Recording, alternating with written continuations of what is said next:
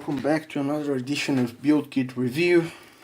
This time I'm going to be showing you guys my last build of this AMT 1953 Ford Crestline Sunliner convertible. Well, when you say Sunliner, it's the same thing you say in convertible, so you don't need to say convertible. It's a Sunliner, it's a convertible. This kit originally was tooled and produced by Lindberg, and the first issue was a replica of the 1953 Indy 500 pace car, and that car had special details that the regular Sunliners didn't have. Among those, and maybe the most important, are the wheels that you can see here. Are those wire wheels that are Kelsey Hayes wire wheels that were in fact Buick wheels that they manufactured to Buick, and that they adapted to have the Ford lug pattern, so Ford could use those wheels on the 1953 pace cars and on the replicas they sold to the public. But on a regular Sunliner, you couldn't have the wire wheels. You could have, of course, those well covers that were simulated wire wheels, but those were different from the wheels that the kit has. So if you want to build a car that's not a pace car and you are using these wheels, not pretty accurate. So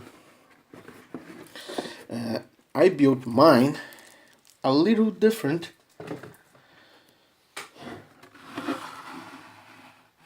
from what AMT wants you to do. What did I do?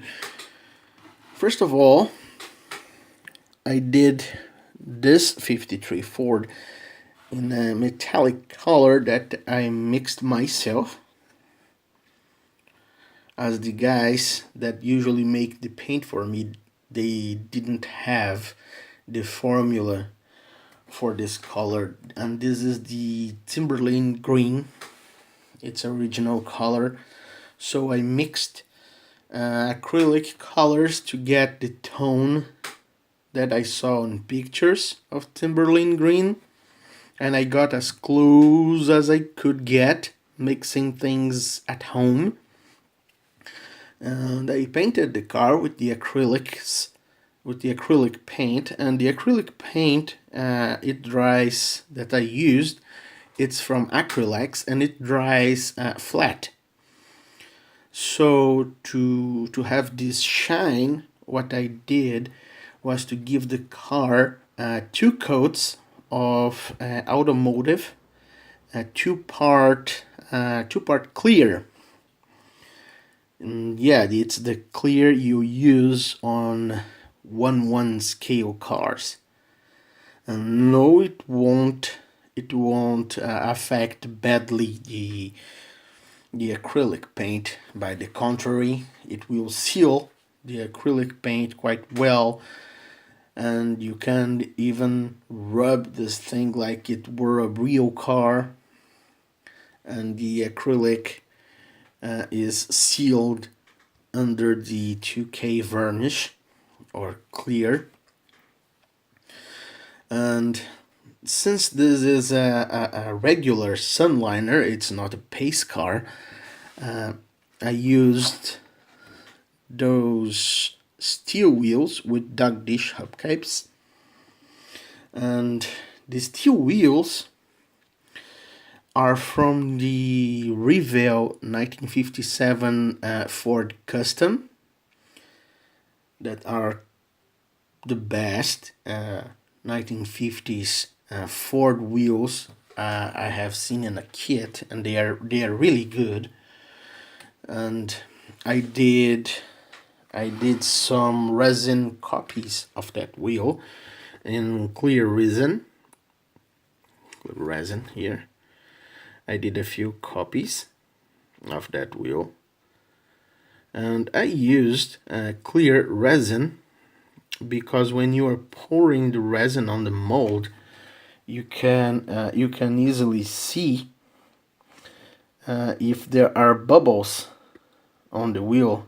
And when the resin is still soft, you use a toothpick and remove the bubbles, and you have a perfect casting of the wheel you want. So I didn't ruin my kit, and I can have as many of those as I want.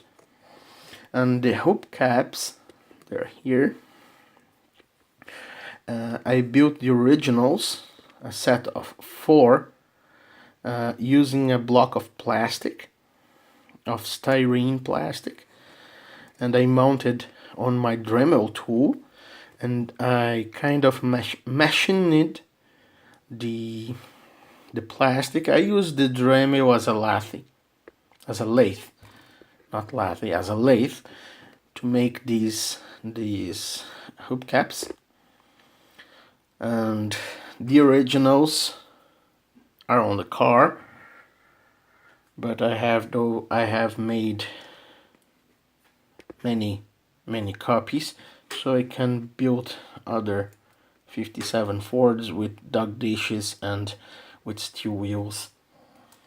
And to install those wheels on the car, you just have to do a very slight modification, opening a bit the white wall insert on the original tires, and it's not hard at all, it's easy.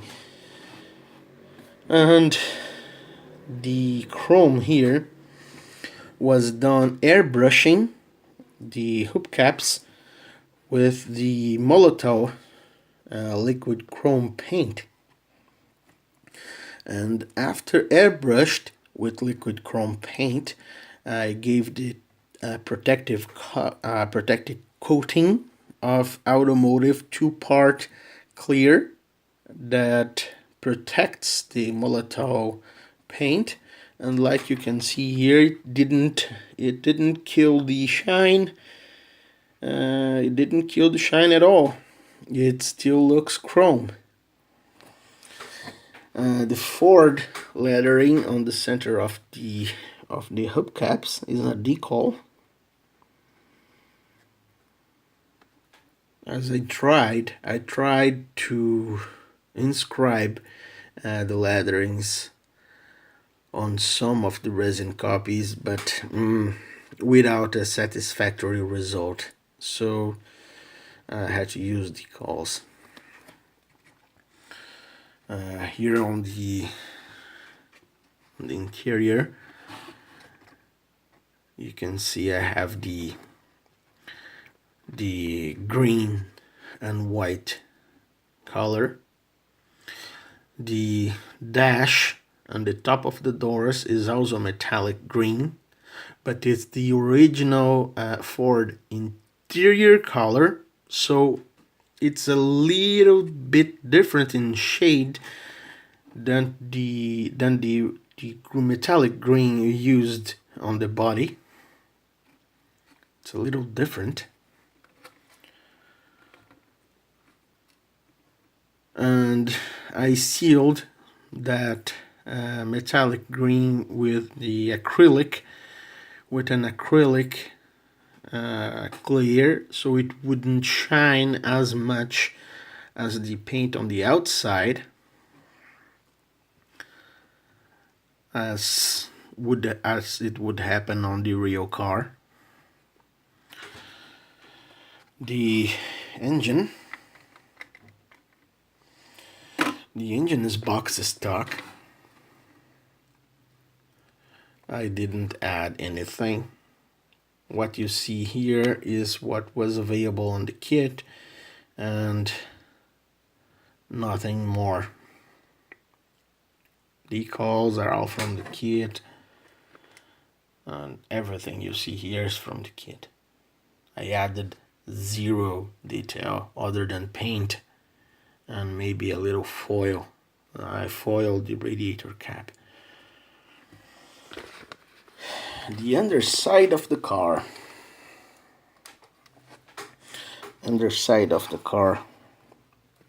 It's also stock to replicate a brand new car. You have the Ford primer with the body color overspray on the sides. What's quite nice. And I tried to get most authentic as I could.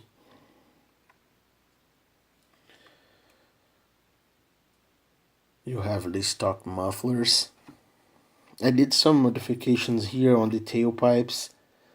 I made some chrome tips for the tailpipes, a little bigger than what was on the kit, so they extend a bit from under the bumper.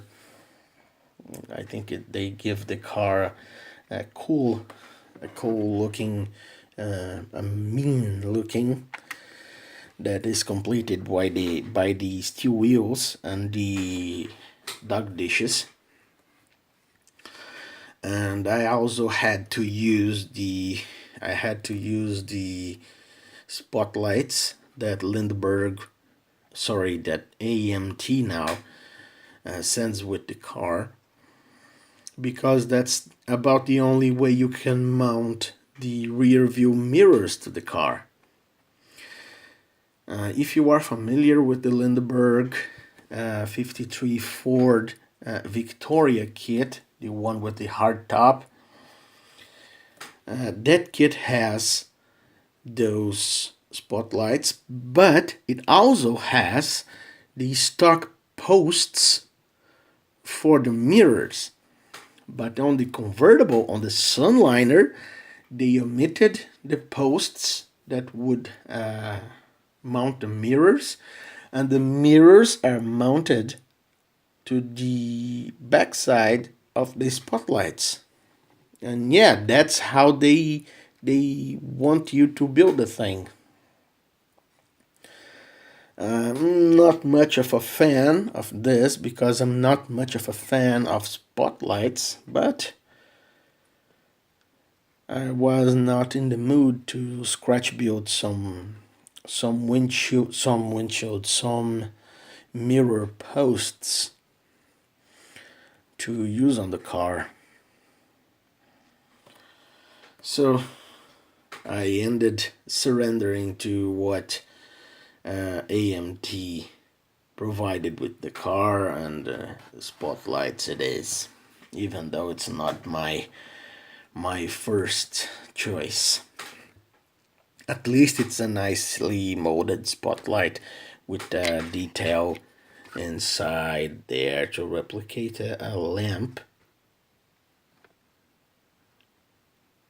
You see, you have the impression there is a lamp there because there is a little chrome part there to replicate a lamp. It's a nice touch, it's a nice detail, but I would prefer the correct parts for just regular mirrors. Well, the kit goes together quite nicely. There are no problems at all. There are some mold lines here on the back that are quite stubborn, and there are mold lines here on the front, here on the headlight, on both sides, that are quite stubborn, and you have to deepen this separation line between the headlight door and the fender, because sending off that mold line will probably kill the separation line molded on the body, as it is very shallow.